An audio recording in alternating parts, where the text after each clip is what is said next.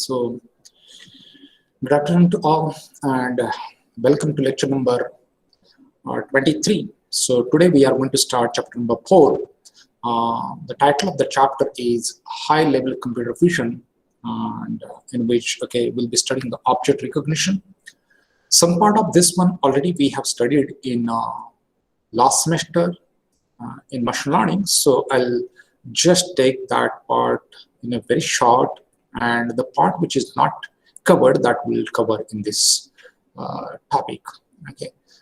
Particularly, we'll be focusing in our today's lecture about how to represent the knowledge in a computer vision or in artificial intelligence. So, what are the different ways of representation of the knowledge and so on? So, that part we'll study in today's lecture. You know that this was basically the syllabus. According to the syllabus, chapter number 4 is of high-level computer vision, where you can detect the object or you can recognize the object and so on. So in this chapter, we'll be studying about first knowledge representation, and this part, up to this one we have studied in a machine learning in last semester. So I'll take it very quickly, that part. I'll not focus much on that one. But syntactic object recognition and recognition as a graph matching that we have not studied earlier. So we'll focus on this one. Okay. So I hope that this will require hardly 4 hours to finish this chapter, because most of the part of this one we have covered in machine learning part in the first semester.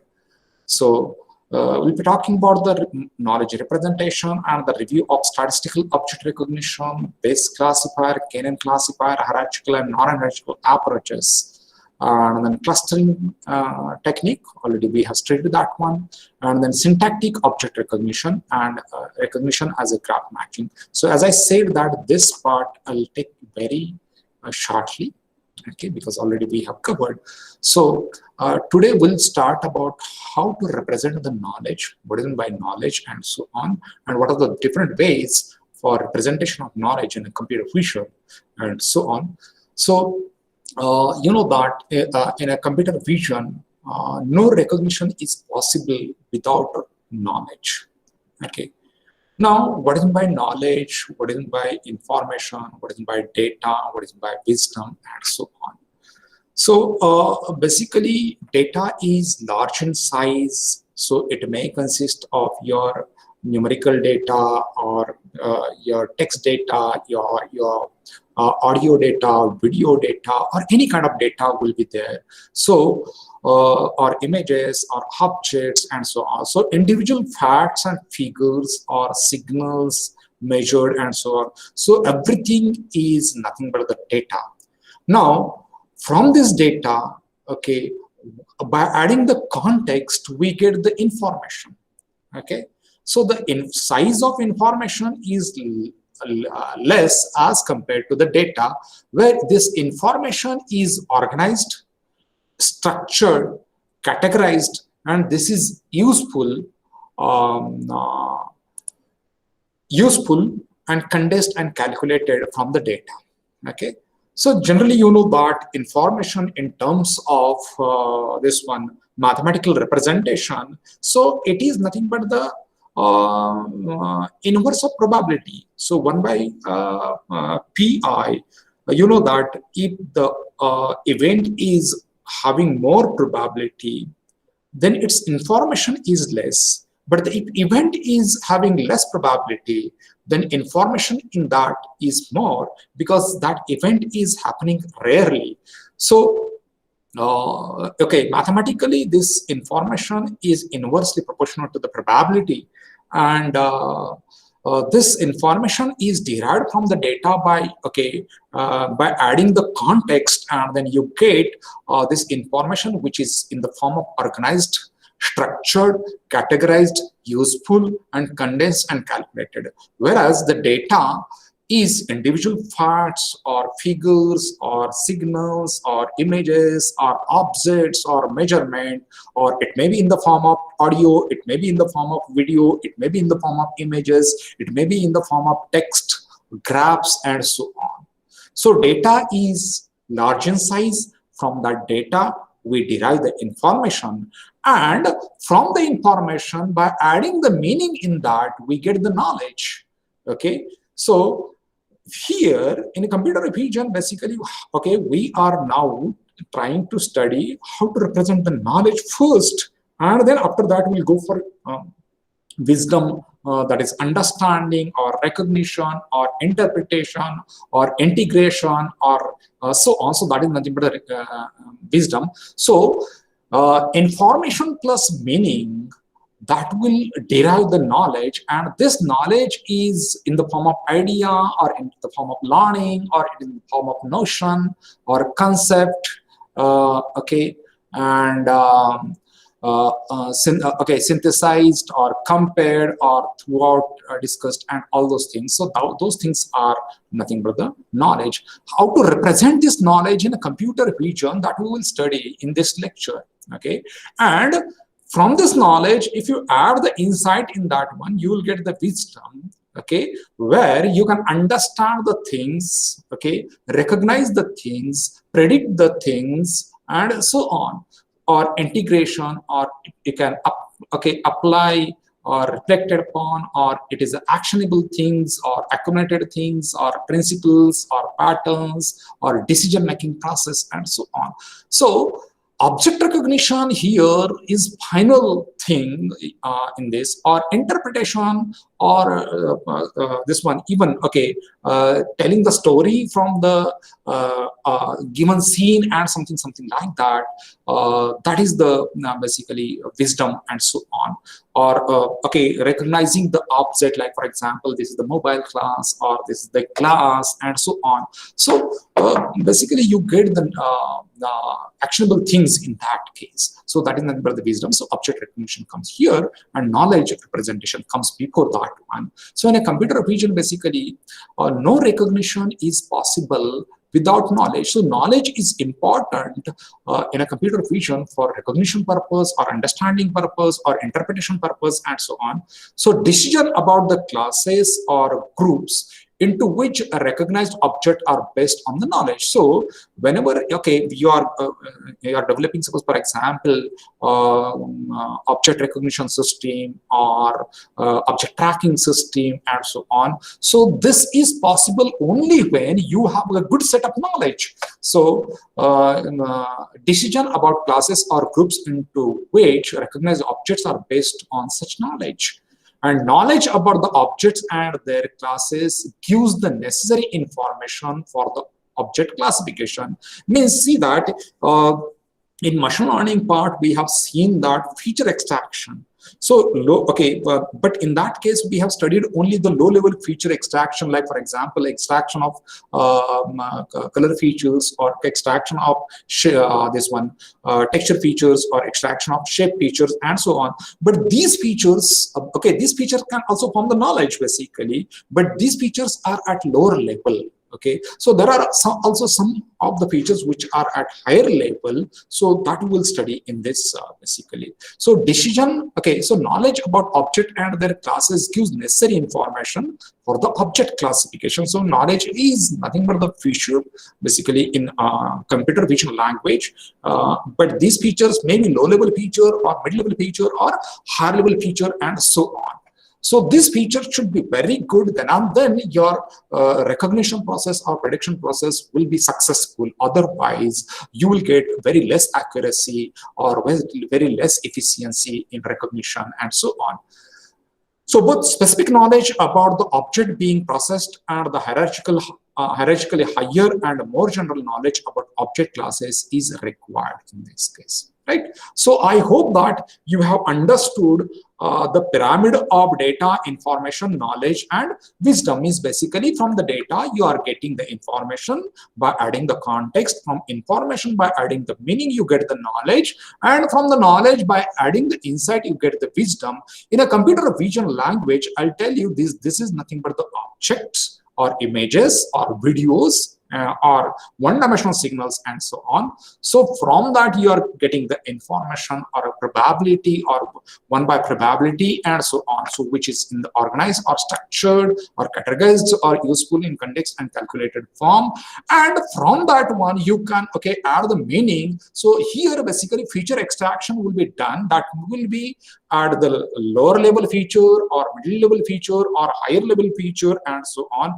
So that will give you the idea about the object in condensed form, or learning or notion, the concept or synthesized or compared or throughout and discussed. All those things will be there, and from these features you are going to use those features for classification or object recognition or object tracking or anything, whatever you would like to have the application. So this wisdom is nothing but the recognition part or understanding part or integration part or reflective or actionable and so on. So I hope that you have understood the pyramid of data, information, knowledge, and wisdom in the context of computer vision and so on. So knowledge representation or knowledge as well as knowledge representation problems are suited in artificial intelligence. So you know that artificial intelligence is a big umbrella under which basically there are subjects like, for example, image processing is there, or computer vision is there, or machine learning is there, artificial neural network is there, or deep learning is there, and so on, or even speech recognition or natural language processing. So under big umbrella of AI, these are different subjects. So computer vision basically is one of the part of AI. So computer vision takes advantage of knowledge representation. So use of AI method is very common in higher processing levels, and the study of AI is necessary for full appreciation of computer vision. So not only we are going to use only the low level features like as a texture or color or shape features, but higher level features are also very, very important in computer vision for understanding the image or interpretation of the image or videos and so on. So for full appreciation of computer vision, not only lower level features but higher level features are very, very important. So a good knowledge representation design is the most important part for solving and understanding the problem. So you should have the knowledge how to represent that object or problem in a very good way, so that there will be a good success in terms of accuracy, in terms of efficiency, and so on. So high degree of control sophistication is not required for intelligent behavior, but a rich or well-structured representation means your feature should be represented in a very well manner. Features should be rich features so that accuracy will be very, very good. So a well-structured representation of a large set of a prior data and hypothesis is needed for a representation of the knowledge or in a computer vision and so on. Now, basically, what do we need to do for representing the knowledge? So we need to create a language to represent the knowledge in our knowledge base, and this language should be expressive, unambiguous. There should not be any ambiguity, otherwise misclassification or misrecognition will be there. This knowledge representation or language should be a context independent. It should be context independent, or it should not have any language barrier and so on, and it should be compositional, so that the way computer understands this one. Computer understands in the language of binary, but we do the programming in Python or MATLAB or C or C++. So all those are the higher level languages, so which are easy for us to do programming. Otherwise, doing a programming in binary language is very, very tedious. So for the comfort of the human being, these higher level languages are developed, and then there will be compilers which will come do the interface basically between the machine and the user and so on. So in the same way, basically, we have higher level representation of the knowledge as well as lower level representation of the knowledge and so on. So when you are this one higher level representation of the knowledge, it is represented in the form of language, and this language should be expressive, it should be unambiguous, or it should be context independent, and it should be compositional. So like that, we can form the sentences from that one, from this language, of higher level language, and so on, for representing the knowledge. So we need an algorithm to answer the questions we might ask, and the algorithm should be able, should be sound. That is, only true facts are derived with the help of that algorithm, and it should be complete, that all true facts can be derived. It's not only the partial true facts are derived from the by using the algorithm.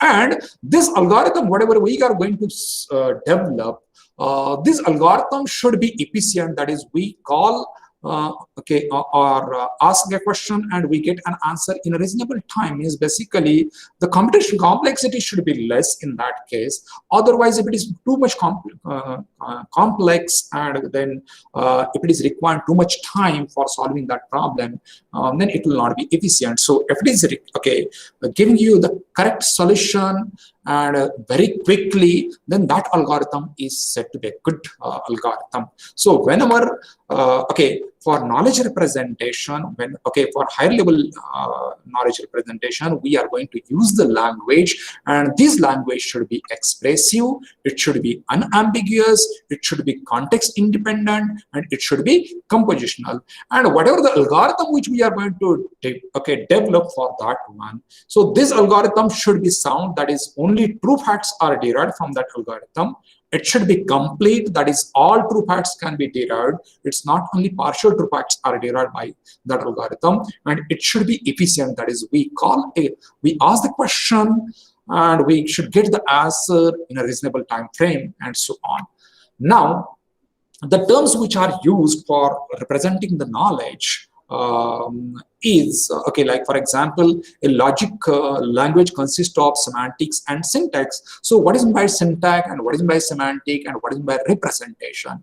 So you know that the syntax of a representation specifies the symbol that may be used and the way that they may be arranged in the arranged, and so on. So syntax basically specifies the symbols that may be used and way that they have arranged. Like, for example, suppose, for example, I have a skeleton of the object. Like, for example, this kind of shape is there, and then there is a horizontal line, and then this kind of shape is there. So shape is like this. So this shape, so what will be the primitive in that case? So this will be one of the primitive, and then horizontal line, and then horizontal line, and then this greater less than shape will be there, so another primitive. So all those are nothing but the symbols which are used for representation of the knowledge in the higher level language, and so on. So syntax of representation specifies the symbols that may be used, and the way that they may be arranged is called as the syntax. So the syntax will tell you how sentences can be assembled, right? Like, for example, in our language, words are there, right? Or alphabets are there. From the alphabets we form the words, and from words we form the sentence. But it's not like that. We are arranging this words in any way. So we have to use the grammar along with that words, and then with the correct grammar we get the correct sentence, and from the correct sentence we get the correct information. So if you are comparing that natural language representation or like that, so these characters are nothing but or basically alphabets are nothing but the symbols which are used to form the words. So that we can call as the syntax in this knowledge representation. Or like, for example, ABCD or 0 to 9 and so on. So all those are the symbols, so that can be used, that can be called as a syntax. So this syntax is used for, is useful for how sentences can be assembled and so on. Whereas semantics is the semantics of representation specifies how meaning is embodied in the symbol and the symbol arrangement allowed by the syntax. So basically, with the help of syntax, that is the symbols, okay, we are arranging those symbols in a such a way that it will, okay, convey some meaning. So that arrangement is called as the semantics. So what the sentence means, see, from the alphabets and the numbers we form the words, from the words we form the sentences along with the grammar, and this, okay, okay, arrangement of this words and this one to form the sentence is called as the semantics, and whatever we get, that becomes a language, and so on. So representation is a set of syntactic and semantic convention that make it possible to describe the things, and so on. So we have basically well-defined syntax or semantic is that knowledge representation language should have precise syntax and semantic. Like for example, in English, you have the grammar, you have alphabets, and then you know the different words, and then arrangement of words along with all the grammars, and then tenses and verbs, and all those things will be there, and then that will, okay, you'll get the sentence, and from that sentence you will get the precise meaning, and so on. So in the computer vision also, the knowledge representation language should be have a precise syntax and semantics, and that we have to develop basically as a computer vision engineer. So you must know exactly what an expression means in terms of object in the real world. So from the real world, okay, you have to map this to the knowledge representation, okay, with the help of, okay, with a knowledge representation language, and the representation of the fact in the world, so that can be done in the computer. So this is the world, real world, and then you're mapping with knowledge representation language in a, okay, computer along with all those facts, and then there will be an inference, okay, inference, new conclusion will be drawn in the computer, and then, okay, you are going to map back to the real world. So to solve the real world problem, you have to derive the language, and then after that you have to develop the algorithm which will not only represent the facts in the world, but also it will give inference or new conclusion, and then it will guide you, okay, to map back to the real world, and so on. So in this way, well-defined syntax and semantics will play a big role in a computer vision. Now, which are the techniques which are used in AI and computer vision for knowledge representation? So the main knowledge representation techniques used in AI are formal grammars and languages, or predicate logic, or production rules, or semantic nets, or scripts and frames. So these are the different ways or techniques which are used in AI and computer vision. Like for example, formal grammar and languages, or predicate logic, or production rules, or semantic nets, or even fuzzy logic is also used in that one. Okay, or scripts and frames, and so on. So we'll see what is by all those things, what is by grammar language, what is by predicate logic, and what is by production rules, and what is by semantic nets, or what is by scripts and frame, and what is by fuzzy logic. So that will study how knowledge is represented with the help of all those things. So knowledge representation data structure are mostly extension of the conventional data structure, such as list or trees or graph. So you know that in the conventional data structure, you might have studied, okay, for representing the data, or okay, you can use the list, or you can use the trees, or you can use the graphs, or you can use the tables, or you can use the hierarchies, or sets, or rings, or nets, and matrices. So these are basically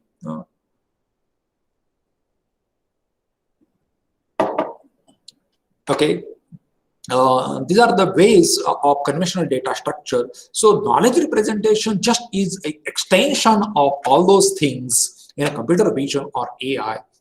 So knowledge representation data structures are mostly the extension of conventional data structure, and so on, right? Now, what are the techniques basically? We will see in detail all those things. The lower level technique or lower level knowledge representation, already we have studied that one in our third chapter. Like for example, extraction of the feature from the object, like you can extract the shape feature, you can extract the texture feature, you can extract the color features, and so on.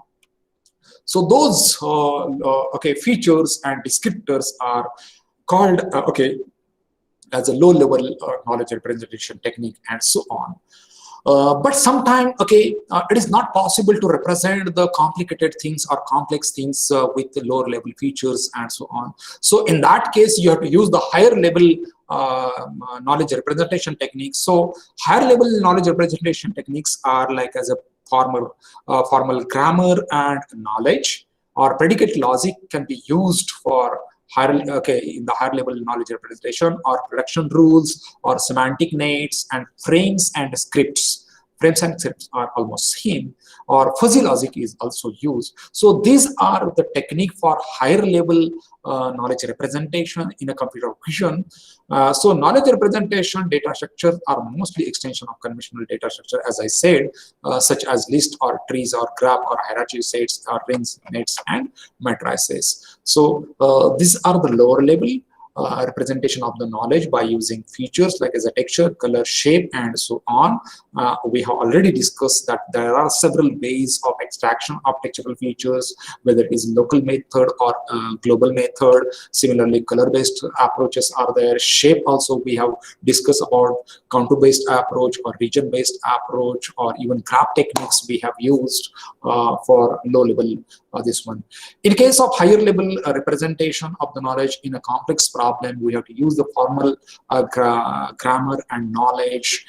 We have to develop the symbols or okay, that we call as a primitives, whereas in case of simple lower level we call as a features, whereas in higher level okay, symbols which are called as the primitives. That we'll see what is by, you know, okay, the difference between the syntactic classifier and the statistical classifier and so on. Then we can use the predicate logic or production rules or semantic nets and frames and so on for a representation of the higher level knowledge. We'll see one by one all those things. Okay, so this is the low-level features, like for example, these are the objects or shapes of different objects. So from that we can calculate what is the area of this one. So you get the numerical value, what is the area of this one or this one, or compactness features, circularity, and so on. And then, so from this we get the numerical features, and then from those numerical features, like for example, I have extracted 10 different features from that one. So from these 10 different features, we can form the feature vector, and the size of feature vector will be equal to 1 by 10 for the given object and so on, because I have extracted 10 features. So those 10 features are arranged in a vector form, and this vector is called as the feature vector. And then this feature vector is given as an input to the object classifier or classification technique, whether it is a statistical classifier. Now, particularly in this numerical feature, okay, we are going to use the statistical feature class, okay, statistical classifier. And then in that statistical classifier, you know that there are different ways, like for example, base classifier is there, new base classifier is there, or okay, those are the things which are based on the probability. And then minimum distance classifiers are there, or KNN classifier are there, and so on. So you can use the classifier technique, and then from that output you get the classes, like whether that object is a small object, or whether that object is a large object, or whether that object is a circular object or non-circular object, or this object is a small and non-circular. So you get the output as a classes in this case. So the lower level features, okay, from the lower level feature we can recognize the object in this way. Means basically we extract the features. Those features are in the form of numbers, and then from those numbers we form the feature vector, and those feature vector are given as an input to the classifier, and then classifier will classify the object in different classes. So descriptions and features cannot be considered as a pure knowledge. So only lower level features or description cannot be considered as a pure knowledge representation. They are not used for representing the knowledge as part of more complex representation structure. See that for more complex, simple features will not work. Okay, so you have to use the higher higher level knowledge representation techniques. So descriptions usually represent some scalar properties of the object and are called as the features. So these scalar properties are nothing but the numerical values or features which we have extracted. And then typically a single description is insufficient, means basically a single feature is not sufficient for describing. So you have to extract the multiple features, and then we have to form the feature vector from this multiple feature, and then we have to give that one for the classifier, and then the classifier will classify this one. So typically a single description is insufficient for object representation. Therefore descriptions are combined into the feature vector. So number of features are combined, and that will form the feature vector, right? So low level features cannot be considered as a pure knowledge representation, because in complex problem this does not work well. Okay, so higher level features, okay, which uses the grammar, which uses the language, syntax and semantics and so on. Like for example, this is the object, right? So this object, entire S object is there. Now from this object we can basically segment the different shapes or primitives. We call it as a primitive. Like for example, this we call the, okay, this part we call as a S5 part. So this S5 part will have the shape like this, or okay, this is also another part of this one. So this will be S5-1, and this shape will be S5-2. So this is like this. And then suppose for example S1 is this shape. So this part is nothing but this part. Okay, this part is nothing but this part. So this is a part of S1. So S11 is there, and then this is again a part of this one. So S12 will be there, and then this is S2. So this is S2 will be there, and then this is S3, and then S4 is there, and this is S5. So there, see, the entire object is divided into the sub-regions, and these sub-regions, okay, have different basically shapes or primitives like this, and then those sub-regions are arranged in a graphical form or like that. So this S consists of how many different objects inside that one? So there will be S1, we call this as a S1, then S2, then this S3, S4 and S5. So this entire object consists of of S1, S2, S3 and S4 and S5. This S5 further have the part like as a S11, S5-1, and then S5-2. Okay, this one S11, this one S1, and S5-1 and S5-2, right? So like that way we can arrange, and then from that we can develop the grammar and language for this class and so on. So if an object structure need to be described, feature description is not appropriate, so we have to go for a structural description. This is called as the structural description. We are basically dividing this object into the different shapes, and then we are arranging that one in a graphical form. So a structural description or a high level feature is formed from the existing primitives. So these are called as the primitives or symbols. So this is one symbol, this is another symbol, third symbol, and so on. So these are called as the primitives in a higher level language, whereas in the lower level feature extraction we call that as a features, or they are in the form of numbers, but these are in the form of structures or shapes or symbols and so on, whereas in case of lower level it is in the form of numbers or features and so on, but in higher level it is in the form of shape or this is also called the primitives. Okay, and then from we can define the relation between different primitives, and so we can define the relation between them and so on. So the simplest form of structure representation are chain, trees and general graphs. We can represent the structure with the help of general graphs or chain or trees and so on. So hierarchical structure can be represented by the trees. So this is nothing but the tree representation of this one. Hierarchical means entire S is there, So S has subpart as S1, S has subpart of S2, S3, S4, S5. Then S1 is also having subpart as S11, then S1 is also S12, S5, S51, S52, and so on. So this is represented in a hierarchical approach, like as a tree. So the whole class of the object cannot be described by a single chain or a single tree, etc. But a class of structurally described object can be represented by grammars and languages. So grammars and language provide the rules defining how the chain, trees, graphs can be constructed from the set of symbols or primitives. So in that way, we can basically see this one. Now, I think, we'll stop here, and then in tomorrow's lecture, we will study the predicate logic and then semantic nets and scripts and so on. So I hope that you have understood at least the difference between the lower level feature and the higher level feature.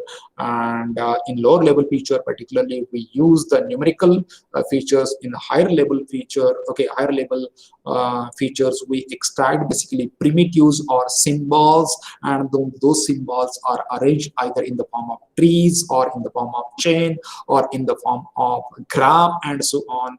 And then further, languages which consist of graphs or production rules are used for representation of this one.